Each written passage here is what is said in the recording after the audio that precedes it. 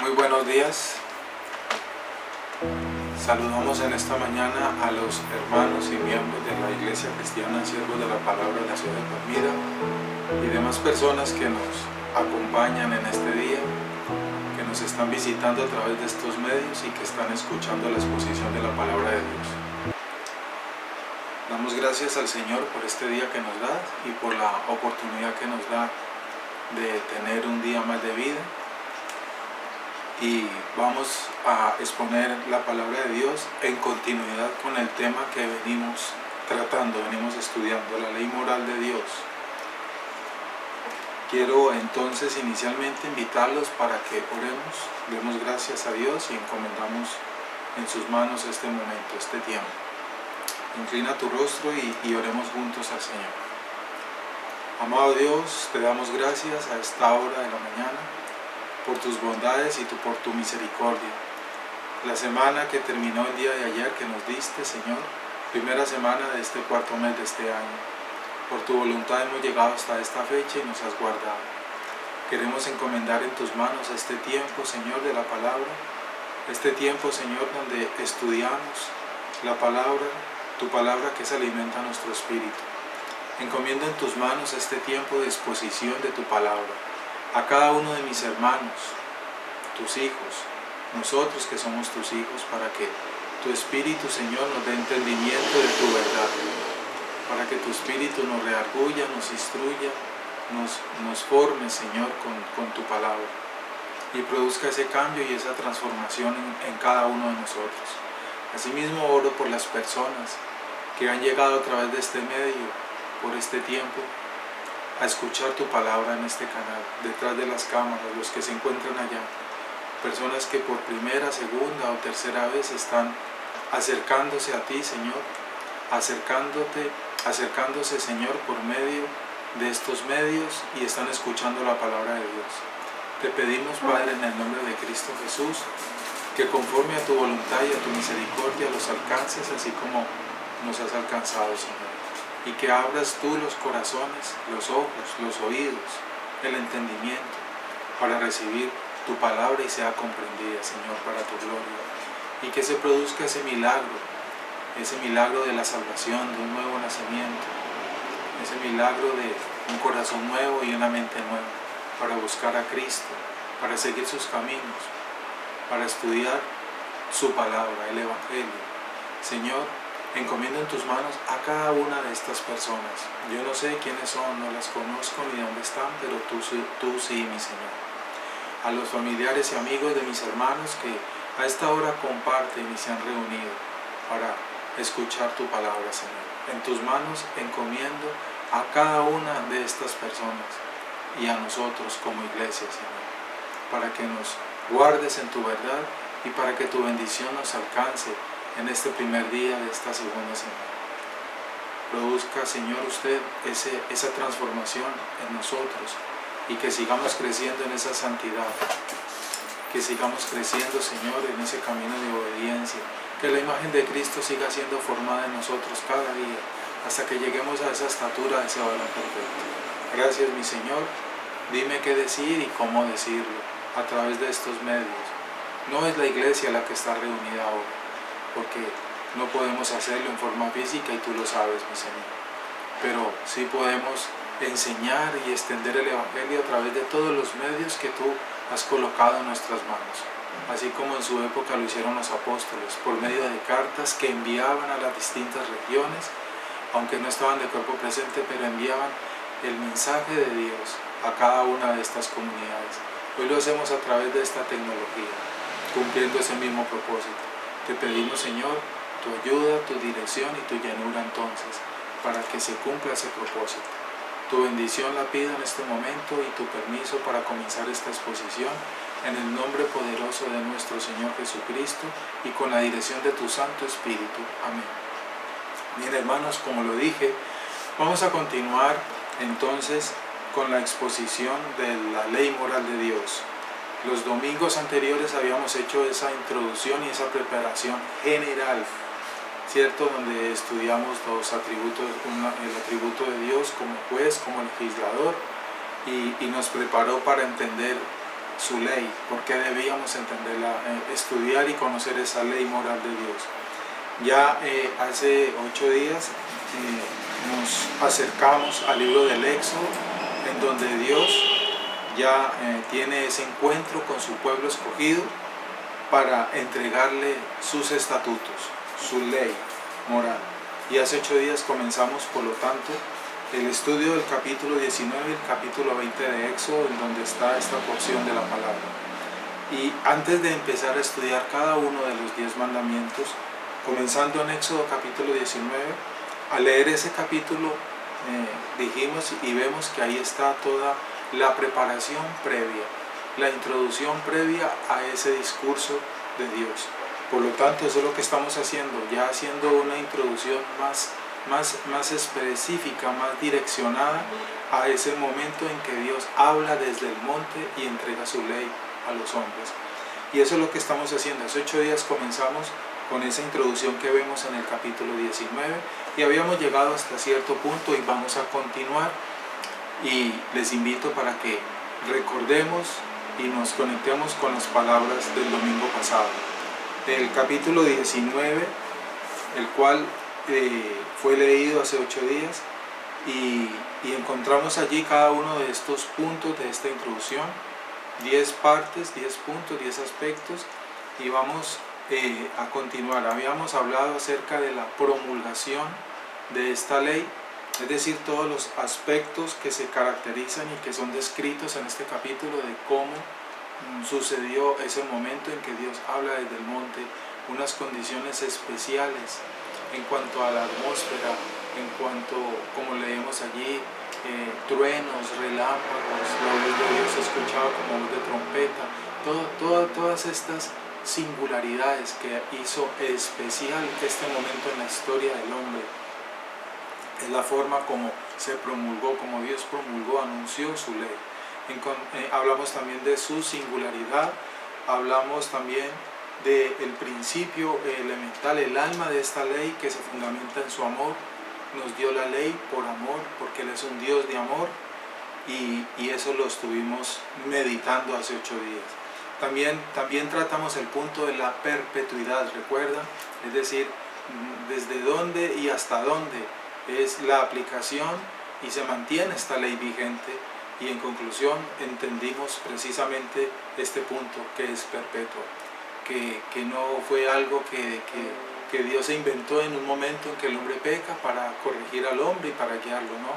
Su ley es como Él, es perpetua, porque a través de su ley, a través de estos mandamientos, de estos preceptos, Él se revela a nosotros y le podemos conocer, entender, saber quién es Dios. Y por lo tanto esta ley es perpetua, ha sido, es y será por siempre. Como lo dice la palabra, el cielo y la tierra pasarán, pero su palabra, sus mandamientos, sus estatutos serán por siempre. ¿Y qué más habíamos expuesto hace 8 días? Habíamos compartido unos indicativos especiales bien particulares acerca del 10, ¿no? ¿Por qué 10 mandamientos? Y habíamos visto algunos hechos que relacionan este número 10, ¿recuerdan? Las 10 plagas de Egipto y otros pasajes más. Algo que nos pone a pensar en la particularidad del número 10. Qué interesante, les di la cita y esto lo estuvimos compartiendo hace 8 días. Vamos hoy a continuar entonces con los puntos que nos faltan, vamos a mirar cómo es su división,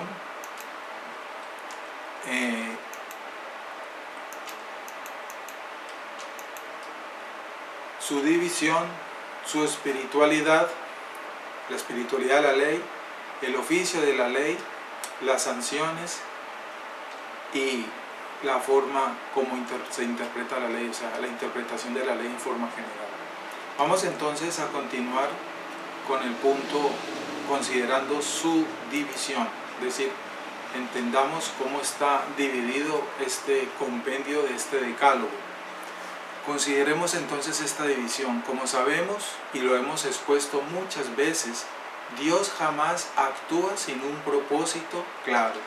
En todas las cosas que Dios hace, siempre Él tiene claro su propósito.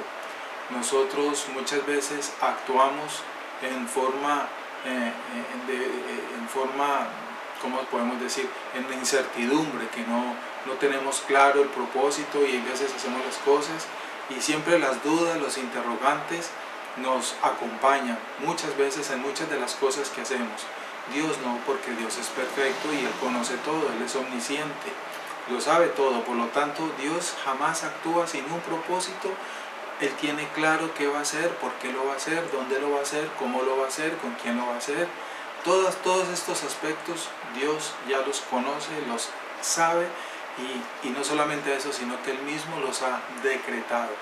Él estableció el fin y Él estableció el comienzo de todo. Él dio inicio a todo y Él colocará fin a todo. Por eso Dios siempre todo lo tiene determinado y establecido con un propósito. Y para los hijos de Dios, todas las cosas, todos los propósitos con los cuales Dios actúa sobre los hijos de Dios es con un objetivo, un bien. Eso dice la Escritura. A los que aman al Señor, temen al Señor, solamente a ese grupo de hombres, Dios hace que todas las cosas les ayude para bien. ¿Cómo? Él sabrá cómo, porque Él es Dios. Entonces estamos de acuerdo a esto, estamos seguros que Él por lo tanto tenía una razón al escribir la ley sobre 2 tablas de piedra, como lo comentamos hace 8 días. Recuerden que descubrimos, el Señor nos llevó a pensar en esa singularidad de por qué Dios escogió 2 bloques de piedra y con su dedo escribió allí su decálogo, sus mandamientos, y nos puso a pensar en lo que nos revela más adelante la Escritura acerca de lo que es el corazón del hombre natural, del hombre caído, y como lo hemos leído en la Escritura, el corazón del hombre natural, el corazón del hombre muerto, del hombre caído, la Biblia nos enseña que está en forma como de roca, está endurecido, entenebrecido, ¿cierto? Está muerto. Las rocas son cosas, son elementos que carecen de vida, de alguna forma de vida. Así está el corazón del hombre, que está apartado de Dios, que se apartó del Señor, se encuentra en ese estado como una roca, es un corazón insensible. Por lo tanto, lo único que puede penetrar ese corazón de roca que se encuentra muerto es Dios con su poderoso dedo, entendiendo esta analogía. Y eso lo estuvimos meditando también. Por lo tanto, encontramos y entendemos, repito, que Él tenía un propósito al darnos su ley sobre 2 tablas de piedra. La ley moral de Dios, por lo tanto, comprende, en resumen, en conclusión allí, la suma de la justicia de Dios, la justicia perfecta y santa de Dios. Él nos la reveló, nos la ha revelado, y está clasificada en 2 grupos, ¿cierto?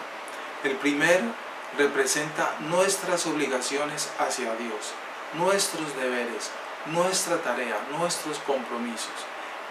Eso lo tenemos todos los hombres. Algunos lo están haciendo, los están procurando, otros ni siquiera se preocupan por ello.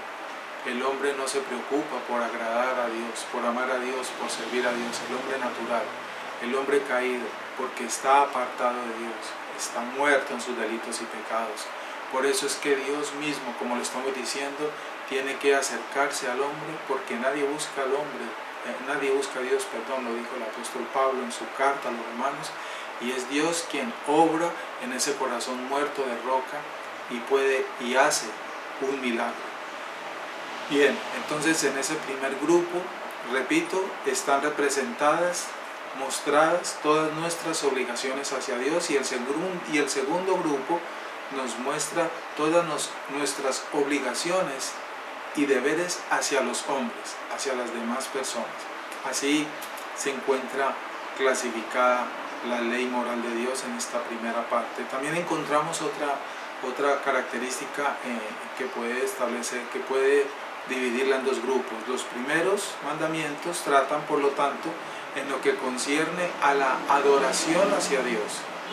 Dios nos señala, nos muestra, nos enseña, nos dirige cómo Él desea ser adorados, que nosotros le adoremos. porque no debemos adorar a Dios bajo nuestros criterios, como yo pienso, como yo creo, o como me lo dice algún sistema religioso o algún líder religioso. No, Dios no acepta ni se agrada de ese tipo de acercamiento, de adoración. Dios desea ser adorado como Él lo estableció y nos lo dejó escrito, y hoy lo vemos en su palabra. Entonces ese primer grupo también trata de asuntos que conciernen a la adoración hacia Dios. Y el segundo grupo, los últimos, nos relacionan, nos muestran lo que pertenece a nuestras obligaciones de caridad, por lo tanto en nuestras relaciones sociales. Así podemos decir que está dividida la ley de Dios en esas dos grandes partes. Los mandamientos revelan estas dos grandes partes. Vano es, por lo tanto, de acuerdo a esto, pretender ser un adorador de Dios, ser un hijo de Dios, o decir que se está siguiendo a Dios. Vano es, por lo tanto, si rechazamos estos mandamientos de la ley. No tiene sentido decir que alguien crea, promulgue ser hijo de Dios, pero en lo más mínimo se preocupa por obedecer los mandamientos de la ley de Dios, la ley moral de Dios. No tiene ningún sentido. Ahora bien, recordemos lo que hemos enseñado. No estamos diciendo que para ser salvos debemos obedecer la ley. No, obedecemos la ley porque somos salvos, porque la ley no salva. Quien salva es Cristo, la gracia de Dios. Eso ya lo hemos expuesto, lo estamos recordando. Muy bien. Entonces, si rechazamos estos mandamientos y no procuramos seguir conforme ellos nos lo señalan, vano es pretender ser un adorador de Dios, ¿cierto? Y todos estos mandamientos, de acuerdo a esta división que hemos hecho, entendemos que son debidos, por lo tanto, a Él, a Dios y a nuestro prójimo. Muy bien, esto en cuanto a la división. Vamos a continuar ahora haciendo unas consideraciones acerca de la espiritualidad de esta ley. Para ello les invito a que leamos en nuestra Biblia la carta de Pablo a los Romanos, capítulo 7, versículo 14. Abre tu Biblia, tú que estás allí, y lee Romanos, capítulo 7, versículo 14. Dice el apóstol: porque sabemos que la ley es espiritual, pero yo soy carnal, vendido a la esclavitud del pecado, dice el apóstol Pablo en esta porción de la Escritura. Esta espiritualidad, por lo tanto, no solo es porque procede de un legislador espiritual, o sea, porque vemos a Dios como un legislador, como un ser espiritual. No solamente es por eso, sino porque demanda mucho más que la obediencia externa. Es decir, en esta ley vemos que Dios nos demanda una obediencia interna, desde el corazón, de lo más profundo. Por eso la Escritura dice en otros versículos que Él no rechaza un corazón contrito y humillado. Y también dice al final en Apocalipsis que Él enjugará toda lágrima, secará toda lágrima y traerá consuelo al afligido, al quebrantado de corazón.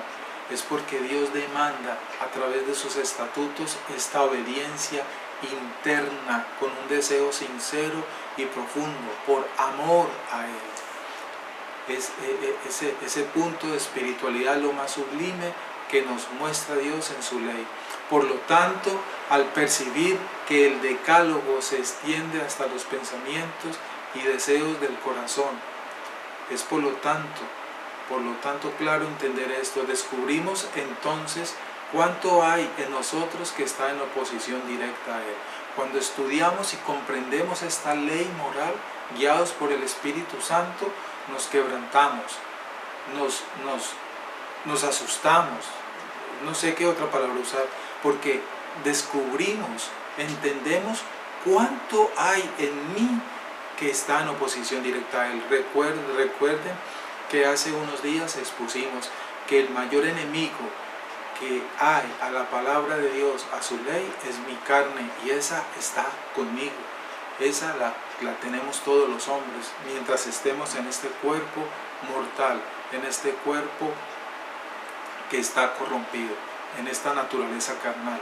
mi carne, tu carne, nuestra carne, que es todo el sistema de pecado mundano, ¿cierto?, que permea al mundo.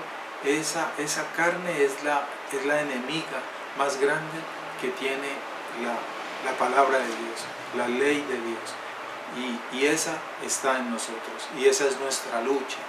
Mi carne no desea obedecer la palabra de Dios, pero el Espíritu que Dios ha colocado en mí me ayuda a vencer esa oposición, y entonces me someto a esa autoridad del Espíritu y puedo vencer a mi carne en esos momentos de tentación, cuando descubro que sí quiero pero después no lo deseo. Esa es mi lucha espiritual, y esa lucha la tenemos todos los hombres, pero esa lucha la tienen son los hijos de Dios que han nacido de nuevo, porque entonces empieza esa lucha. El Espíritu de Dios empieza a convencernos, a corregirnos, a formarnos. El hombre natural que aún sigue apartado de Dios no vive en esa lucha, porque la Escritura nos enseña que el hombre natural, el hombre apartado de Dios, el que está muerto en sus delitos y pecados, constantemente vive para su carne, se deleita en su carne, y eso es lo que anhela siempre. No entiende que es un pecador, no entiende hacia dónde se dirige, porque está muerto, no oye, no entiende. Tienen oídos pero no oyen, tienen ojos pero no ven. Son como las estatuas, como los ídolos. Eso nos lo enseña la Escritura. El Salmo 51.6, te invito para que lo leas también. Salmo 51.6. En ese salmo, en esa porción de la Biblia, Dios demanda, por lo tanto, la verdad en lo íntimo, en lo profundo, y prohíbe, por lo tanto, la más pequeña desviación de la santidad, incluso en nuestras imaginaciones. No, ¿qué quiere decir esto? Que no es necesario cometer un hecho, ¿cierto? No es necesario cometer un acto, hacerlo, para decir que se es pecador.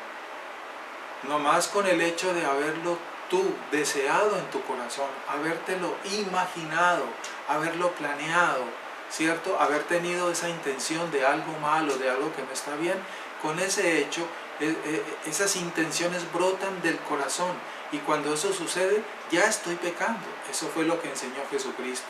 Por lo tanto, Dios demanda una verdad total y absoluta, una intención santa, buena. Por eso es que entendemos las palabras del apóstol Juan, cuando dice que nadie diga, por lo tanto, que no ha pecado, porque lo hace a él mentiroso. Nosotros no nos deleitamos en el pecado. Los hijos de Dios no tienen el pecado como su sistema de vida. Por eso nosotros entendemos esta verdad. Somos pecadores que luchamos con nuestro pecado y nos arrepentimos constantemente de nuestros pecados por la ley del Espíritu que está en nosotros, y lucha contra la ley de la carne que está en nosotros. Muy bien, continuemos. Por lo tanto, de acuerdo a esto, por lo tanto, ninguna otra ley de las que conocemos en el mundo, en los distintos sistemas, logra cumplir con el propósito que Dios ha establecido en su ley. ¿Y cuál es? Escudriñar el corazón del hombre. Recordemos lo que dice Jeremías, profeta Jeremías, capítulo 17, versículo 9. Engañoso y perverso es el corazón del hombre. ¿Quién lo conocerá? Jehová, que escudriña lo más profundo, la mente. Ni siquiera yo mismo, tú, ni siquiera tú, ninguno de nosotros conoce nuestro propio corazón. Ni siquiera nosotros nos conocemos a nosotros mismos. Yo no sé cómo voy a reaccionar en algún momento frente a algún hecho que me suceda, que hasta ahora no me ha sucedido. No sé cómo será mi reacción. Yo no me conozco ni siquiera. Dios sí. Dios conoce aún lo más secreto de mí, que yo ni siquiera me atrevo a confesar, tal vez, a revelar. Dios conoce todo, hasta lo más pequeño en cada uno de nosotros. Eso es lo que nos dice ahí Jeremías. Engañoso y perverso es tu corazón, mi corazón, nuestro corazón. ¿Quién lo conoce? Dios. Dios es el único, porque Él es el creador. Aquel que escudriña el corazón del hombre, Él es el único que hace esto con su ley, como lo hemos dicho y lo estamos aquí exponiendo, entendiendo. Que cuando entendemos esa ley, descubrimos cuán perverso aún somos y cuán apartados estamos debido a nuestra naturaleza carnal. Lo anterior lo evidenció Cristo, lo explicó nuestro Señor Jesucristo también muchas veces. Él insistió, por ejemplo, que una mirada impúdica era adulterio, ¿cierto? No solamente se adultera cuando se tiene ese encuentro íntimo entre las dos personas, ¿cierto? Creemos de pronto que se adultera es cuando se consume esa tentación y se llega al contacto, se llega a la relación íntima en forma física. No, Jesús dijo que nomás con una mirada impúdica, con un acto de pensamiento, de intención, ya se adulteró. Lo dijo el Señor Jesús. Y otro ejemplo que dio Jesús acerca de esto que estamos hablando es respecto a la violación del sexto mandamiento. No matarás. No necesariamente, es el hecho de acercarme a otra persona o acercarse a otra persona y quitarle la vida, asesinarla. No, Jesús dijo, no más que con el enojo maligno que lleva esa ira descontrolada, no más con ese acto, con ese hecho, ya se violó el sexto mandamiento. Ya Jesús dijo, eres culpable de homicidio si te has enojado en forma airada y descontrolada contra tu prójimo, contra tu hermano. Si ya lo hiciste, ya violaste el sexto mandamiento. Y así muchas otras enseñanzas, hermanos, dio Jesús acerca de esto.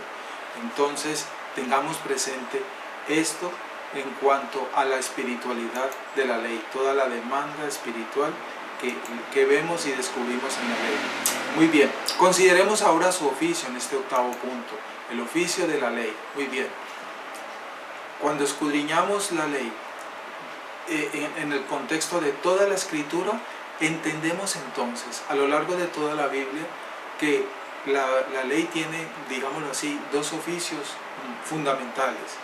Alguien podrá decir y descubrir más, pero vamos a meditar en dos fundamentales. El primer oficio de la ley moral, por lo tanto, de acuerdo a lo que hemos expuesto hasta aquí, es revelar la única justicia que es aceptable a Dios. Escuche bien, repito, revelar la única justicia que es aceptable a Dios y descubrir al mismo tiempo nuestra propia injusticia. Descubrir al mismo tiempo nuestra propia injusticia, ya lo estamos diciendo hace un momento. Descubrir quién soy yo en verdad, como ser humano. El pecado, ¿y esto por qué? Porque el pecado ha cegado nuestro juicio. El pecado produjo la muerte, el entendimiento del ser humano. El pecado cegó nuestro juicio, ¿cierto? Nuestro raciocinio lógico y sobre todo nuestro deseo de amar y servir y hacer lo bueno. El entendimiento, como dice la Escritura. El hombre natural tiene cegado el entendimiento, por eso tú, que ya el Señor te ha abierto los ojos y el corazón y ya estás oyendo, ya estamos oyendo, estamos entendiendo.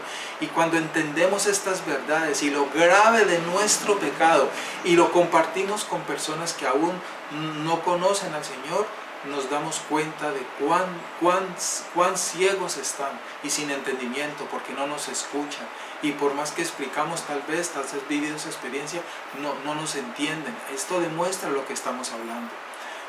Ese pecado que ha cegado nuestro juicio nos ha llenado, por lo tanto, de un amor propio en abundancia, un egocentrismo que está llevando al hombre a una egolatría propia, que nos lleva a formar en nosotros mismos una falsa suficiencia. Y por eso muchos hombres están convencidos que no necesitan de un Dios.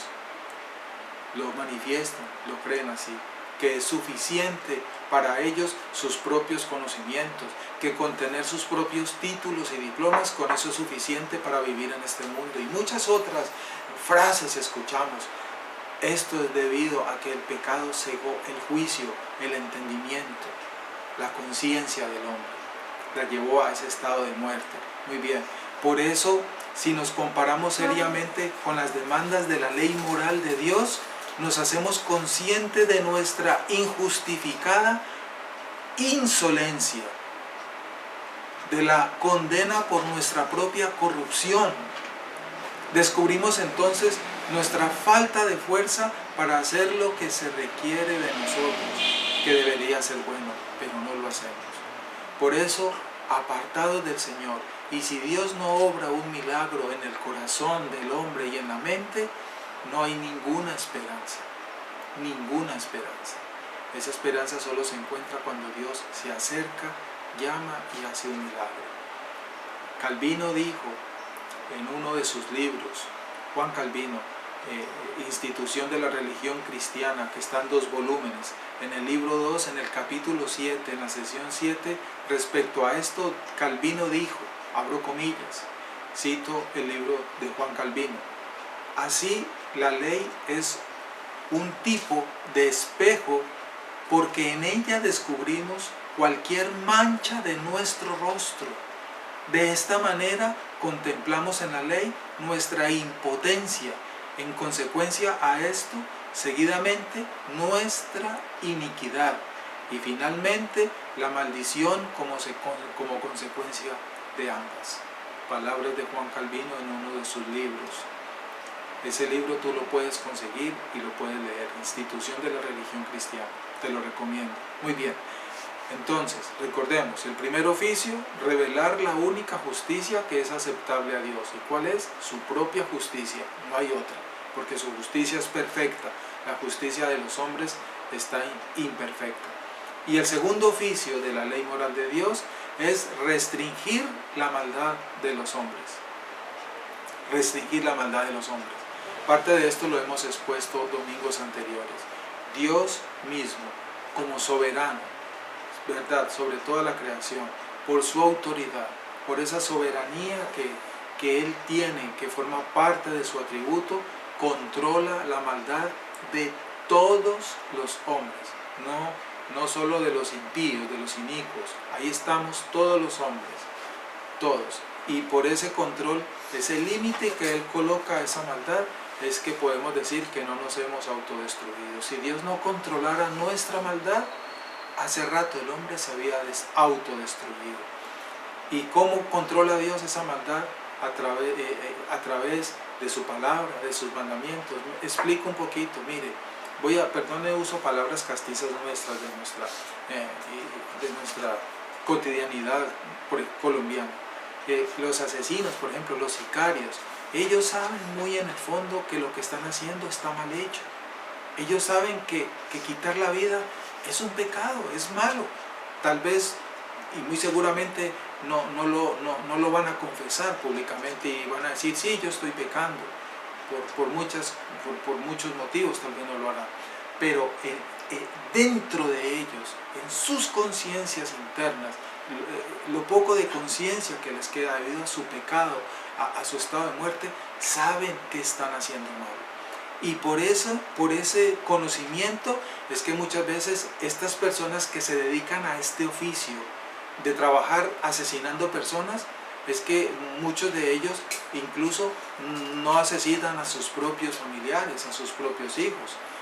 Es muy de moda un término aquí en Colombia que escuchamos en los noticieros, esas oficinas de sicariato que se pusieron de fama hace mucho tiempo, gente que trabajaba en estas oficinas y se dedicaban a quitarle la vida a los demás, pero no atentaban contra sus propios hijos, sus propios familiares. Es porque saben en el fondo qué es lo que están haciendo, y Dios controla esa maldad, esa misma maldad. Dios la controla. Este es el segundo oficio de la ley, y Dios ha colocado en todos los hombres por su gracia,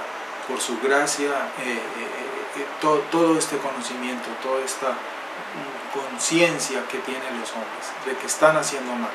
La ley es, por lo tanto, el regalo de vida más grande que Dios ha dado al creyente, para dirigirlo, para mantenerlo dependiente de la gracia divina. Así podríamos definir la ley. Si te llegan a preguntar, entonces, ¿qué es la ley? ¿Y para qué Dios dio su ley? La ley es el regalo de vida más grande que el creyente ha recibido de parte de Dios, que el Hijo ha recibido de parte de su Padre, con el oficio o con el propósito de dirigirlo, para mantenerlo dependiente de esta gracia divina que Dios ha dado, que Dios ha regalado. Muy bien, continuemos. Consideremos ahora sus sanciones, o sea, las sanciones que encontramos y vemos en la ley de Dios. Dios por su gracia no solo nos ha traído al Señor Jesucristo, o sea, Dios a quien salva, resucita, hace el milagro más grande, que es producir un corazón de carne, quita el corazón de piedra y da un corazón de carne, lo resucita, los trae de ese estado de muerte a vida y lo entrega a su Hijo Jesucristo, para que Cristo lo limpie con su sangre. Ahora, Dios no solo, por lo tanto, no solamente ha traído al hombre al Señor Jesucristo, a su Hijo, sino que nos demanda obligaciones. Somos salvos por gracia, no por obras, pero aunque somos salvos por gracia y no por obras, tenemos unas obligaciones, unos deberes, unas tareas. Dios nos ha delegado unas responsabilidades. O sea que no solo es contentarme con saber que haga o lo que deje de hacer no va a quitarme la salvación, lo cual es cierto, no significa entonces que yo no tengo ninguna obligación, ningún deber. Él le ha agradado poner incentivos adicionales a su ley, a su palabra, y eso lo encontramos cuando leemos la Biblia. ¿Para qué? Para que nosotros nos rindamos a su autoridad y comprendamos y nos sometamos a su soberanía, y así vivamos bajo su voluntad y nos alejemos con aversión de aquello que Él prohíbe. Cuando leemos los mandamientos y la ley de Dios, encontramos que al comienzo de muchos de estos preceptos van precedidos de la palabra no harás esto, no irás a esto, no dirás esto. Está prohibiendo, Dios está prohibiendo lo que Él odia y no quiere que se haga. Por lo tanto, Dios nos ha enseñado todas sus promesas de bendición y advertencias de juicio o castigo. Hoy en día, a la mayoría de los hombres y en muchos sistemas religiosos se han dedicado y les encanta únicamente es estudiar y exponer, anunciar las promesas de Dios para los hombres. Y se las conocen y las aprenden y constantemente es lo único que leen. Parece que la Biblia, parece que en esas Biblias, en estos lugares, únicamente aparecen son promesas y promesas de bienestar de Dios para el hombre.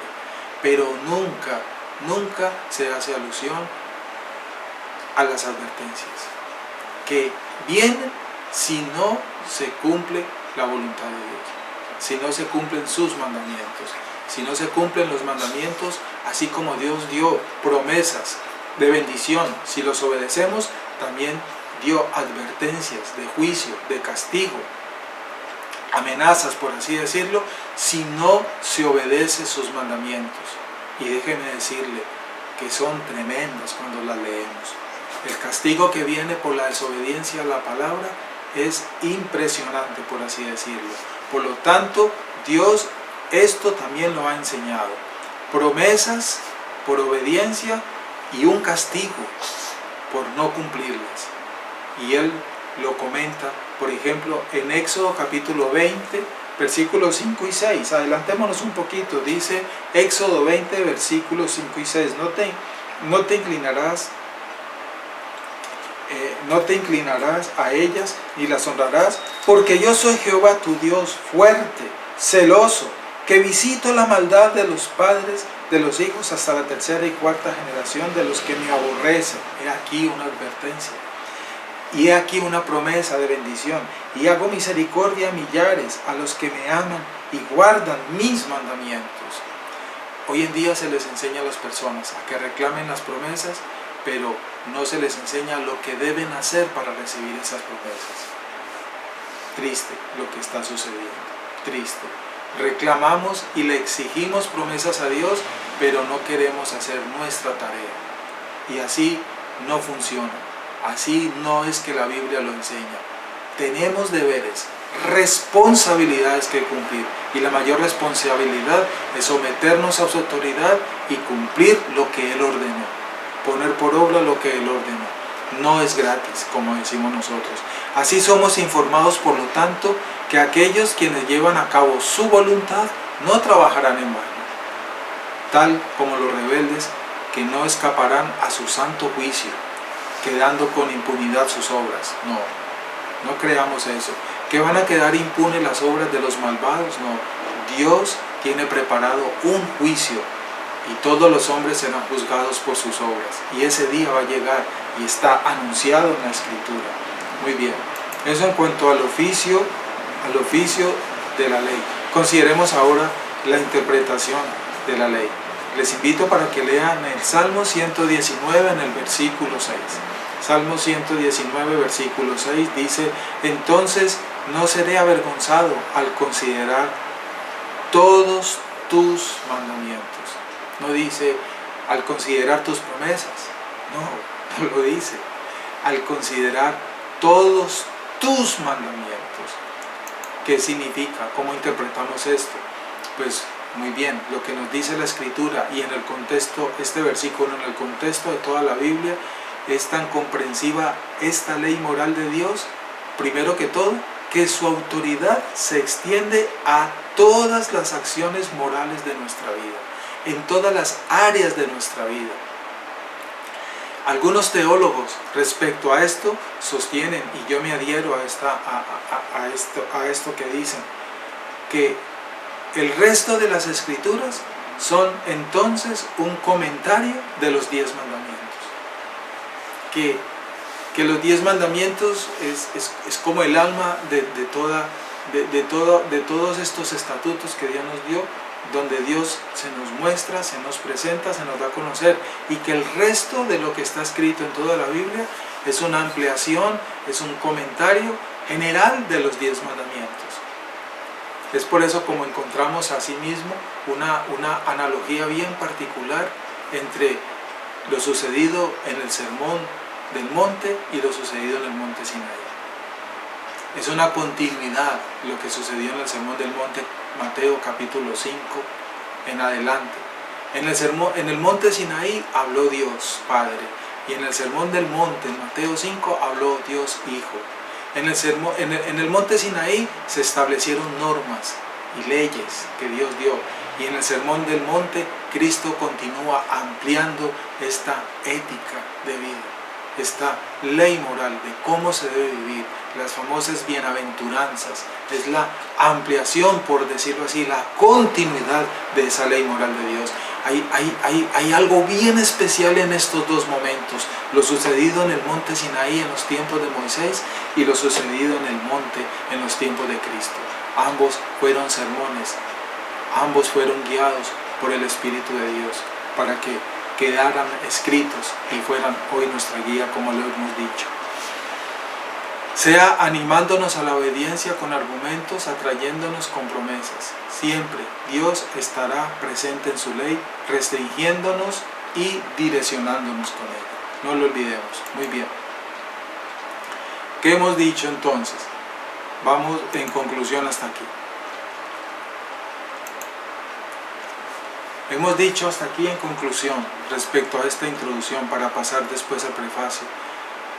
De esta manera, correctamente entendidos los preceptos del Nuevo Testamento, los que estudiamos en el Nuevo Testamento, los que nos fue dado por boca de nuestro Señor Jesucristo, entendemos que estos son entonces explicaciones, ampliaciones, más detalles, por decirlo así, de los 10 mandamientos, de la ley moral de Dios.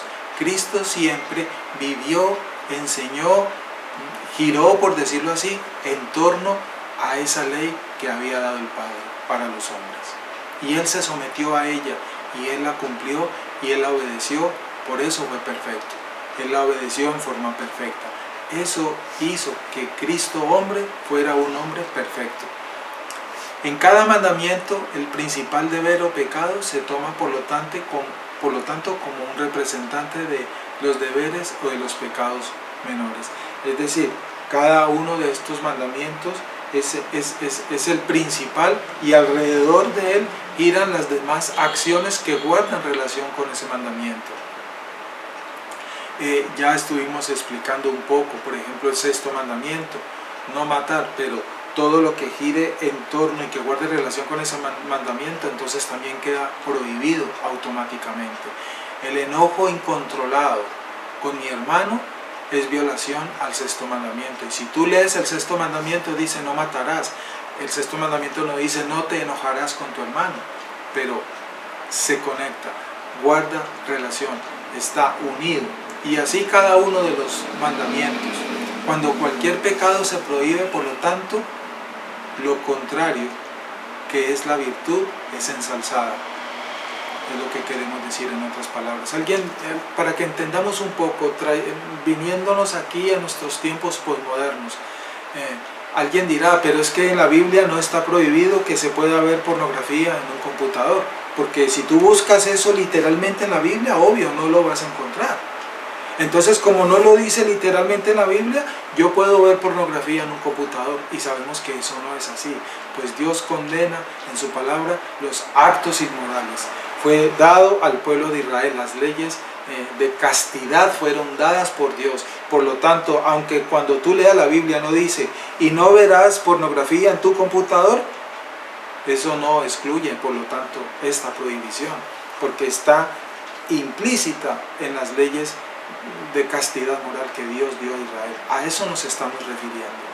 Cualquier cosa que sea el hombre, el pecado específico que practique, que viole los mandamientos, allí estará siempre la prohibición, y debemos tenerlo presente. Cristo explicó esto como lo estamos diciendo. Muy bien. Vamos ahorita a mirar el prefacio, y para el prefacio les invito a que lean el versículo 1 y 2 de este capítulo 20. El capítulo 20, versículo 1 y 2, dice la Escritura: y habló Dios todas estas palabras, diciendo: yo soy Jehová tu Dios, que te saqué de la tierra de Egipto, de casa de servidumbre. No tendrás dioses ajenos delante de mí. Y uniendo estos dos versículos a todo el capítulo 19 en esta introducción, vemos que aquí encontramos una norma de vida ética para nosotros, para la vida del Hijo de Dios. Encontramos también, como lo hemos expuesto, una paradoja de la ley. Encontramos y entendemos que debemos vivir, entender la ley es en el contexto de la redención. Es bien interesante esto, pero les animo para que el próximo domingo, por tiempo, examinemos este prefacio de estos dos versículos. Entonces les voy a invitar para que en esta semana empiecen a leer el capítulo 20 del libro del Éxodo, todo el capítulo 20, porque es lo que vamos a comenzar ya a partir del próximo domingo, y dentro de 8 días, si Dios permite y nos da la vida, vamos a comenzar desde el versículo 1 y 2, que es el prefacio, y a continuar con el versículo 3, que aparece ya el primer mandamiento. Muy bien, le pido al Señor que esta palabra que compartí con ustedes haya quedado claro, que Él se lleve toda palabra mía que de pronto pudo salir en algún momento, porque de nada sirve, que sea su palabra la que quede guardada en nuestro corazón y nuestra mente, que nos dé entendimiento, que nos dé claridad de ella, y que la podamos poner por obra, porque no solamente es haberlo entendido, haber conocido, sino es vivirlo, llevarla a esa praxis. Muy bien, yo te invito entonces para que oremos y terminemos este tiempo dándole gracias al Señor por su palabra y encomendándonos en sus manos en estos días que son difíciles. Vamos a orar, hermanos y personas y demás invitados que están compartiendo este espacio. Cerremos los ojos. Señor, te damos gracias en este momento por tu palabra. Gracias, Señor, porque hoy entendemos cuán importante es someternos a esa ley y procurar obedecerla, porque ella es nuestra guía, porque en ella, Señor, al ponerla por obra, te agradamos a ti. Procuramos obedecer la ley no para ser salvos, porque hemos entendido que somos salvos por gracia y comprendemos lo que significa esa gracia. No es por obras nuestra salvación, no es por obediencia perfecta que somos salvos por las obras de Jesucristo. Pero, Señor, debemos guardar tu ley para que Cristo, para que tu palabra sea glorificada en nuestra vida y para que reflejemos en nuestro modo de vivir a ese Cristo glorioso que vino a darnos la vida, que vino a morir por nosotros, a todos los hombres. Señor, como dice el salmista, que amemos tu palabra, que amemos tu ley, que todo el día sea ella nuestro deleite.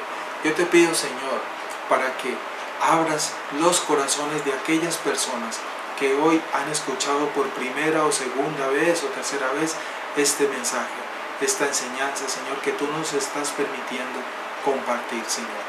Abre el corazón, abre la mente, produzca usted, mi Dios, ese nuevo nacimiento, produzca hombres y mujeres con un corazón de carne, Señor.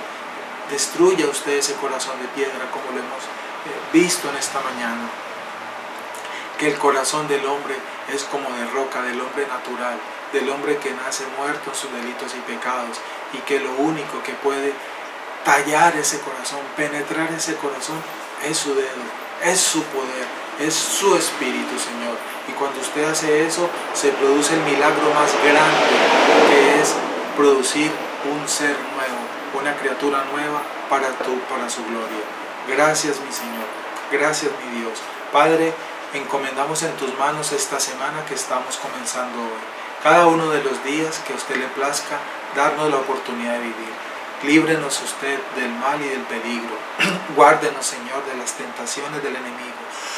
Que estemos orando constantemente, dependiendo de usted, sometiéndonos a su autoridad, a su señorío.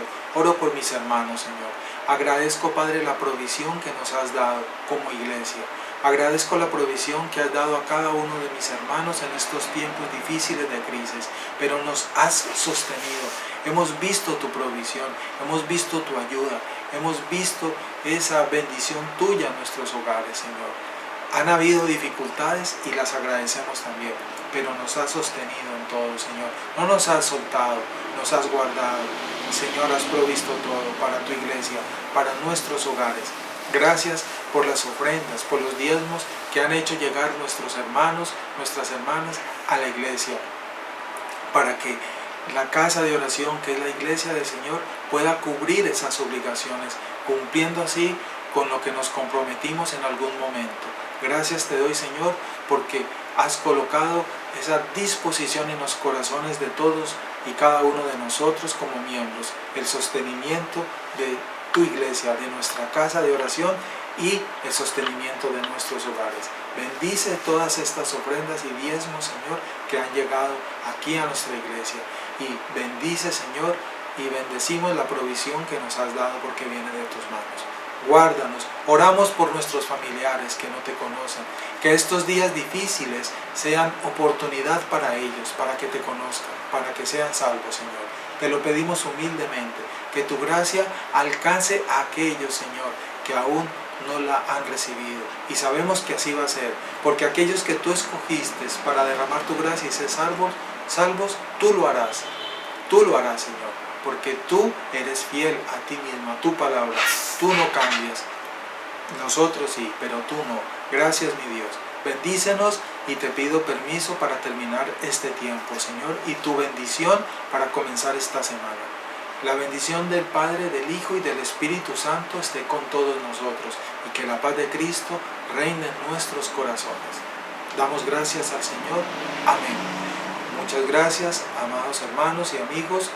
Les deseo una semana llena de bendición en sus vidas. Muchas gracias.